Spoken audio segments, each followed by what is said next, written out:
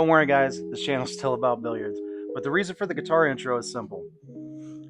Whether it's guitar, billiards, or anything else in life, you want to do the fancy stuff, I know, show your friends and all that. You probably saw my first video, but in order to do that, you have to get a firm grasp on the fundamentals and the basics.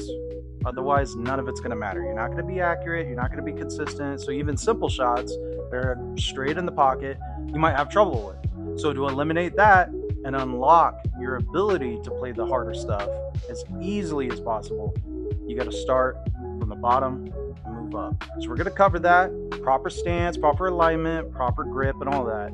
But I'm also going to introduce some tweaks that you can do for your game specifically, because everybody's different. No one way is the correct way. The truth is, the correct way is the way that gets you the most consistent results.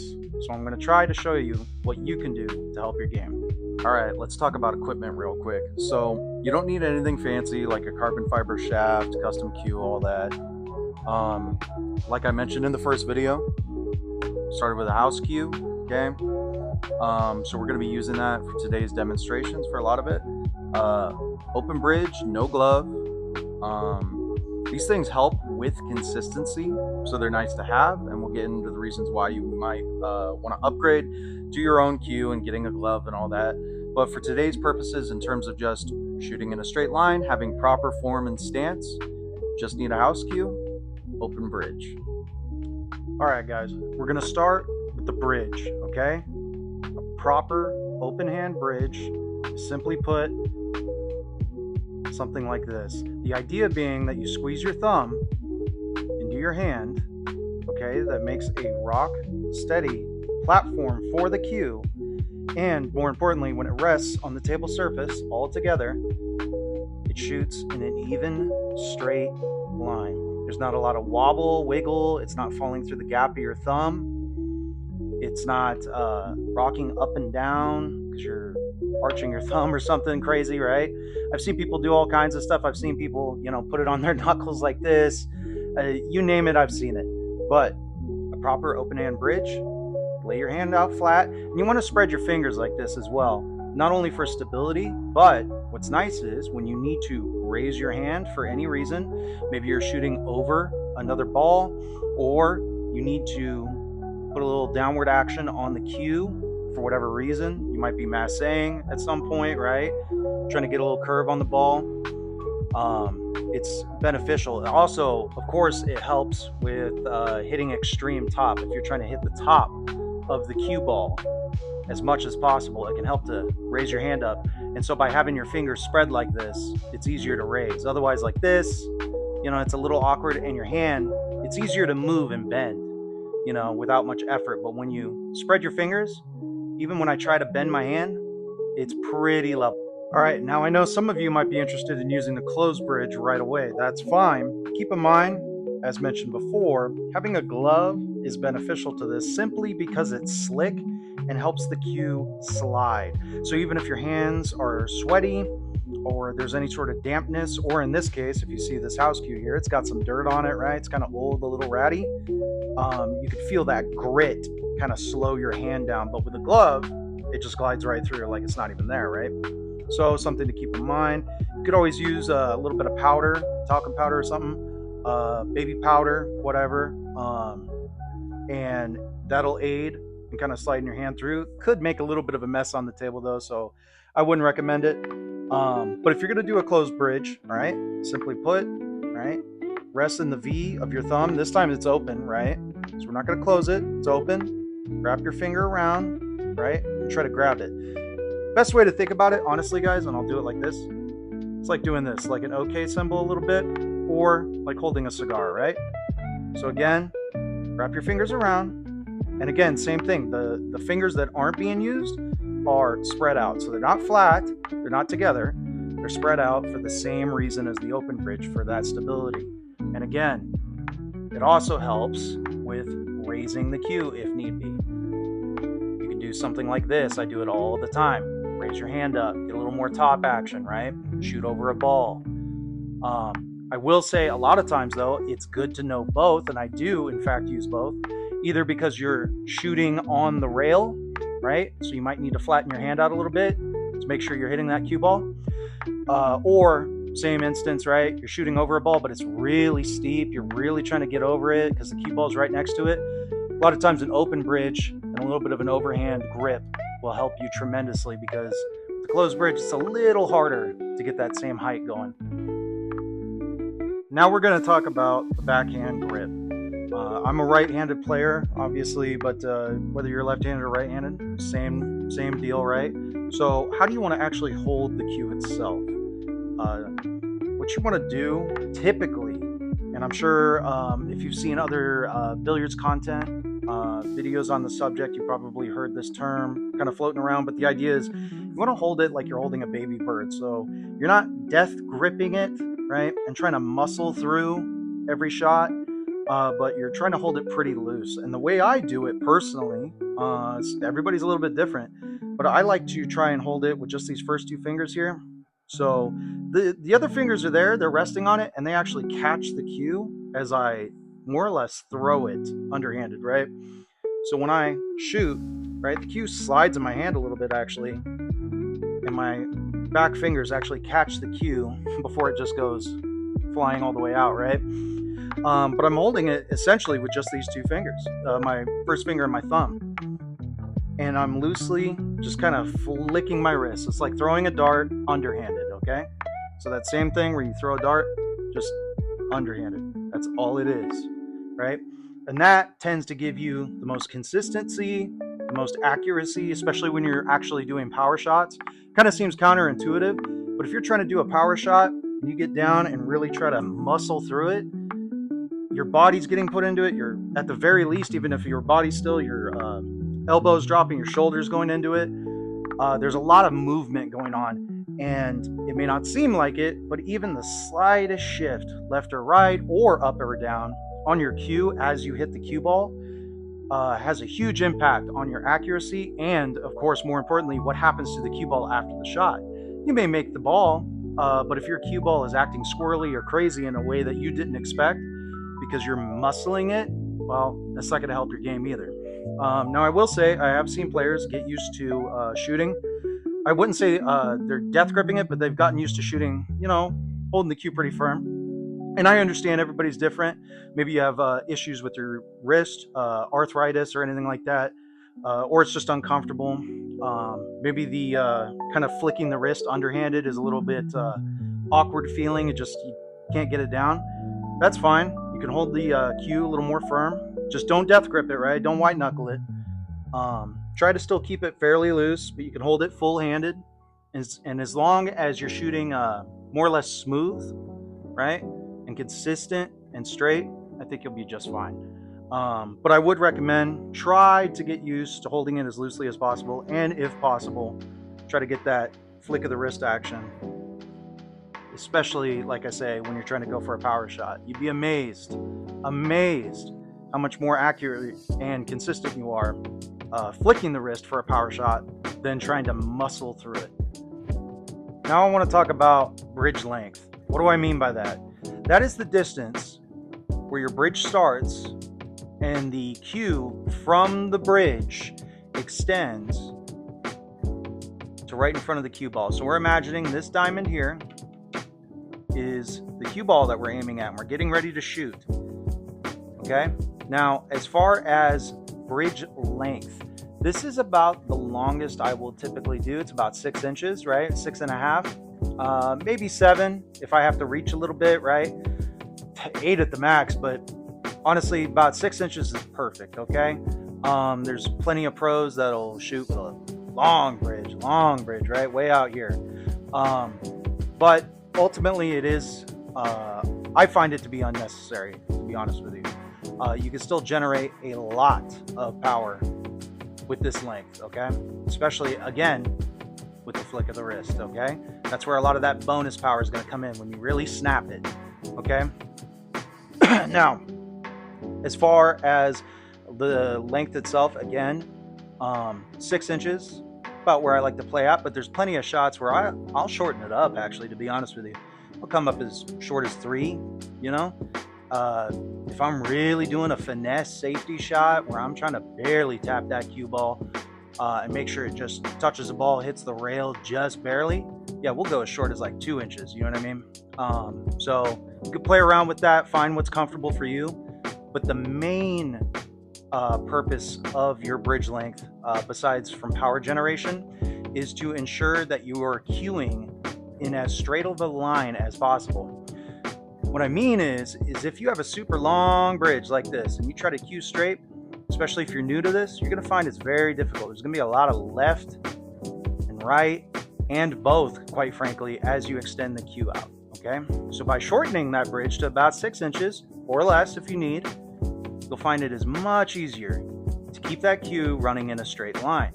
And this is a drill that you can do on your own time. Just take a cue, put it over the railing where the felt and the rail itself meet. There's a seam there, and you're just going to put your hand over it, line up the cue to where it's over the center of that seam. Whatever bridge length you want to work with, right? You just practice rocking the cue back, swinging it forward, rocking the cue back, swinging it forward.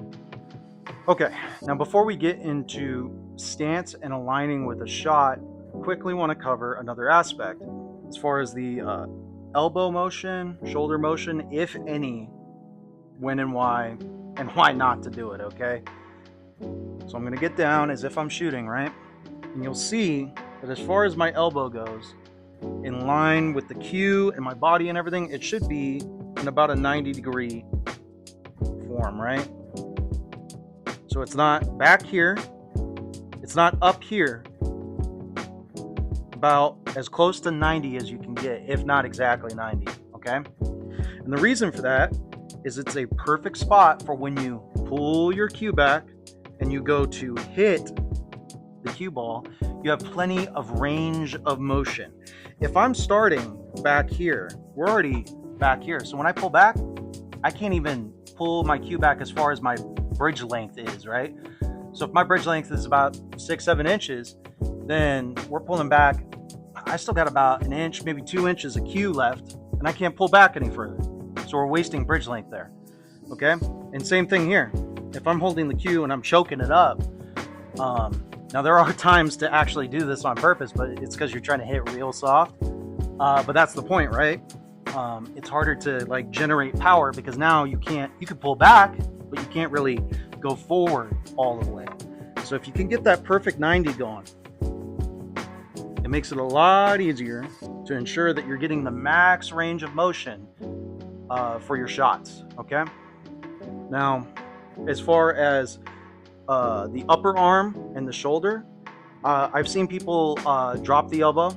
I've seen people kind of tuck their shoulder in. For some people, it's either due to various disabilities, shoulder problems and whatnot. So I understand that. But by and large, I would say if you can, try to shoot in such a way to where it's just the bottom of your arm and your wrist doing all the action while you keep that elbow steady, right? And you're not dropping it like this, right? You're not swinging it out. And that's another thing too. You want to keep that elbow, kind of back up here, keep that elbow lined up with your body. So you don't want it way out here. You don't want it tucked in like this. If you have to, again, for disability purposes or comfort, I understand you'll just have to make some adjustments. But by and large, keep it lined up with your body, right? And just swing the cue. Just that easy. So now we're going to talk about stance and alignment. So what I mean by that is how you approach the ball that you're shooting at, approach the table, and how you're going to step into the shot. And you want to do this as consistently as possible. The way I like to do it is by coming back a ways from the table, so I have plenty of room to, from my right foot, I step in with my left foot, okay, towards the shot. My right foot is aligned with the shot line. And we're gonna have another camera that shows exactly how I step into the shot so you can see that. Now, the way I do it is kind of stepping out in almost like a triangle shape, a good front stance. But I've seen people do it sideways, come like this. If that's more comfortable for you, do it. Some people will actually keep their legs side by side like this, and kind of do one of these numbers and get down straight. however you want to do it and whatever is most comfortable for you, so long as you do it consistently and as close to the same way every time as possible. So it doesn't have to be exactly the way I do it, but what it does have to be is consistent and repeatable and easily done. So again, in my case, I'm going to step back from the table a little bit because I like to step forward quite a bit, right? Step into the shot, get down, nice and level, chin on the cue. Take my time, think about what kind of leave I want with the cue ball by controlling it. In this case, we're just going to do a little stop shot here. Make sure my cue is aligned, I'm checking it. And then my eyes kind of dart back and forth slowly between the cue ball and the object ball. I'm checking to make sure, is my cue lined up on the cue ball where I want it to be? Does it look like I'm shooting in a straight line at that 7 ball? Does it look like that 7 ball is going to go in the pocket? Yes, it does. Slowly pull back, shoot. Okay, I drew the cue ball a little bit back there, but still, right? That's the idea, right? You want to try to be as consistent as possible with how you approach every shot, even if it's simple like that, shooting it straight in, or if it's obviously much more complex, you know, you're doing a combo, a bank, you name it. You want to step into the shot the same way every time for maximum consistency. Okay, so here we're just going to be focused on the footwork, stepping into the shot the same way every time. If the cue visualizes the shot line here, okay, you'll see that my right foot is underneath it. Now, my right foot, as you can see, is cocked out at about 45 degrees. That's what's comfortable for me. If you feel the need to keep your toe pointed straight at the shot line, go ahead. If you need your foot all the way sideways for some reason, go ahead. It's about comfort. But either way, you want that consistent result. For me, putting the foot at 45, but about the center to the heel of my foot is lined up with the actual shot. And then my left foot, what I like to do personally is I will tap my heels together just to make sure that it's, you know, as consistent as possible. I know I'm stepping out in the same direction now, guaranteed. And I step out just like this. Plant my foot down. My back leg is straight. My front leg is bent. Okay? When I get down and shoot. Some of you have likely already shot a few pull balls around before watching this video, before learning fundamentals. That's okay. So did I. Started off real rough, like I said in my first video. Didn't know what I was doing. However, with that being said, there may be something that you're unaware of. If you are, awesome, you're already halfway there. But for those of you that are having trouble trying to line up, maybe you actually do cue pretty straight, shoot pretty well, you feel like you should be making balls, but you're just not. It could be due to something in regards to your vision center alignment, okay? So for everybody, it's gonna be a little bit different. In my case, my right eye, I'm a right-handed player, but my right eye is a little bit lazy. And so actually my left eye takes over most of the control. The key word there being most. So although you could say, yes, I am indeed left eye dominant, and you could test that by looking at a distant object, closing one eye, closing the other, see when your thumb moves. If your thumb stays still when you close an eye, that's your dominant eye. Again, in my case, it's my left eye. However, I want to be clear on something. Just because I'm left eye dominant does not mean that when I get down, okay, that I put the cue directly under my left eye. It looks incredibly weird, right? I look off center, not just from your perspective, but my own. It just looks insane. My cue is actually resting under the left hand side of my chin, but not fully to the left under my actual eye, okay? So you may have to play around with it and adjust and fine tune it until it looks like you are indeed cueing straight. And again, that can come in handy when you're doing this drill where you line up over the seam and you want to make sure you're shooting exactly straight. Okay, and another test you could do is take a cue ball, right? and you want to attempt to get down on the shot, and you're just going to shoot as straight as you think you actually are, and making sure you're hitting the top center of the cue ball, right? So no left or right. And hopefully you get it to come straight back. Mine went a little bit to the left, right? So it's a little bit off. And it could be a little bit of a factor of the table is a little bit wonk, to be honest with you, in the cue. But hey, excuses are for the birds, right? Even if you are dealing with faulty equipment, no reason not to try and cue straight in spite of it. That's a lot better. Okay, so now we're going to cover how far down do you have to actually get on your shot. For me, I like to actually get down as low as I can. I'm actually resting my chin on the cue, not literally, but just a millimeter above it, right? So it can glide, but it's basically sitting on it. And I'm as low as possible, as level with the table as possible. And you want to make sure you keep that cue level, right? And that's important regardless if you're going to stand up and shoot, that's fine. If you're going to stand up and shoot, keep that cue level. You want it not necessarily rubbing the table, okay? But just above it. And if you can swing just above the table, right? You hear that click when it rubs. You want it to be just above that to where it doesn't rub the table, right? Right about there, right? So regardless of how you stand, you want to make sure you keep that cue level. And again, I like to get all the way down, but I've seen players of all different skill levels, some of them even way better than me, shoot in all kinds of ways. Some of them will go about midpoint, not quite all the way down and not standing all the way up. There's a few older gentlemen, and it might be due to back issues or whatever, but they're amazing shots, and they've learned to play like this. They'll stand just about as straight as you can, within reason. You know, you got to get down a little bit to get an angle on the cue ball, but they'll play like that, no problem. So whatever you end up deciding for yourself, again, it's about what you can repeat, what is the most consistent, what is the most comfortable, and gives you the best, most long-lasting results. So now we're going to cover something called pre-strokes. What are they? Are they necessary? Do you need to do it? I don't. I used to. Every pool player you see just about will be doing one of these numbers. Revving up the cue, trying to get a feel for the shot, how hard they want to hit it, making sure they're lined up.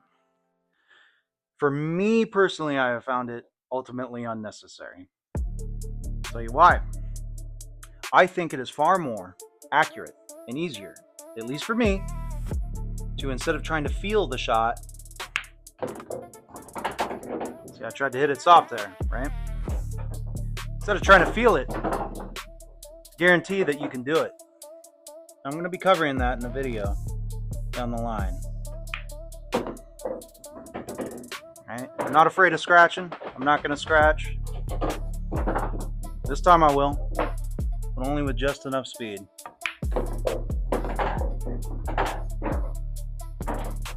In fact, just shoot it with 6.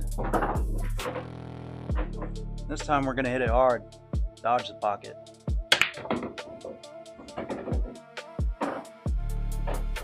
Point is, I control the speed with the length of the bridge when I pull it back.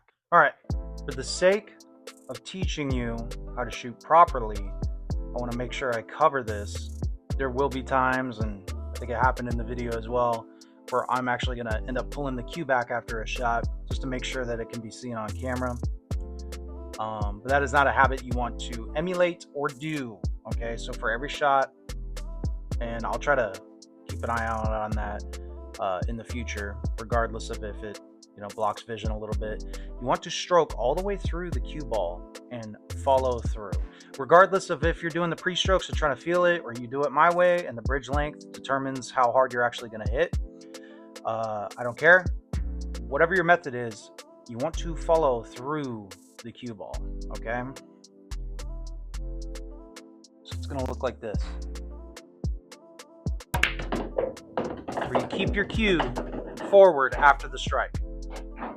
The reason for this, is to ensure that you are indeed cueing straight, right? Because after the action has occurred, yeah, your cue might wobble a little bit, obviously, after hitting the cue ball, right? It's a curved surface, so it might have a little bit of wiggle in terms of not being perfectly straight, but it should be aimed towards your target.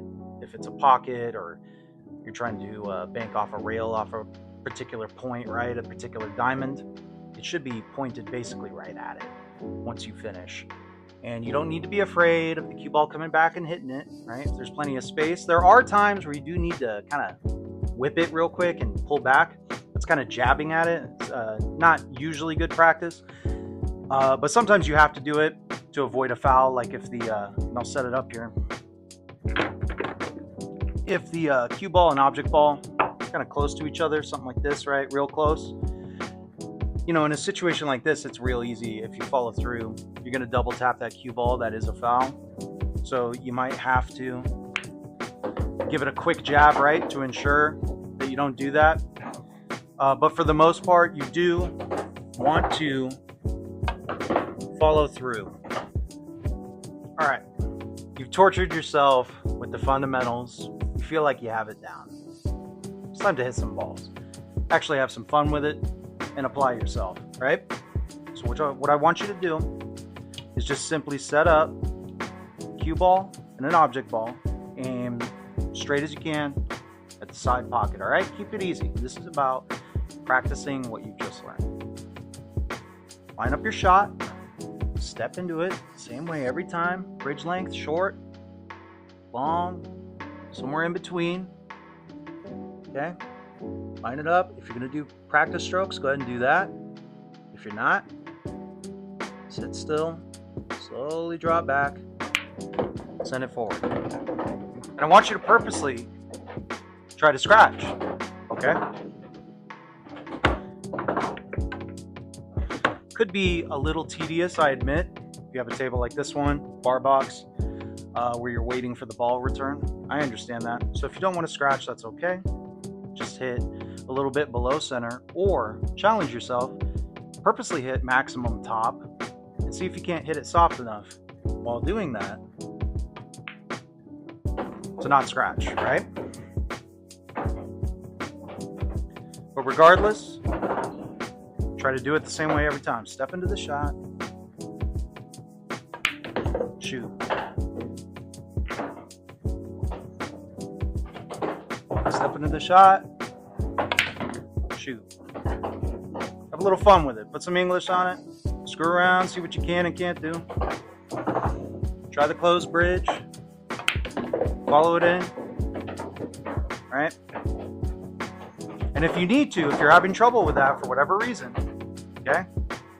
Either your vision center, your stroke, something's not working. The ball's not going in. It's a straight in shot, but you just can't seem to get it to go in. There's some kind of issue there. Just set up a ball like this. Just a ball. Step into it, act like it's a cue ball, whatever you want. Shoot center ball. See if you can't get it to go straight in that pocket. Get a few of those in, and then try again. With the cue ball hitting the object ball, knocking it in the pocket. Experiment around, try some different Englishes, just have a little bit of fun with it. So that's going to about do it for today's lesson. Thank you for bearing with me. I know it's a little on the boring side, but it's important. On that note, when I play guitar, most people hold their pick, point out, fingers out. I hold the pick sideways, closed fist. My point with that is I'm sure I do things a little bit awkward and different on the pool table as well. So don't get so hung up about doing it the textbook perfect way. It's less about that and more about the repeatability of what you can do. And once you find that happy medium place that works for you and is consistent, that's when you could start, play the game, get better, and start to play at the higher levels. Start doing more and more complex things. The next thing you know, you'll be playing this game like it's a game of chess rather than pool. Thanks for watching. I'll see you on the next one.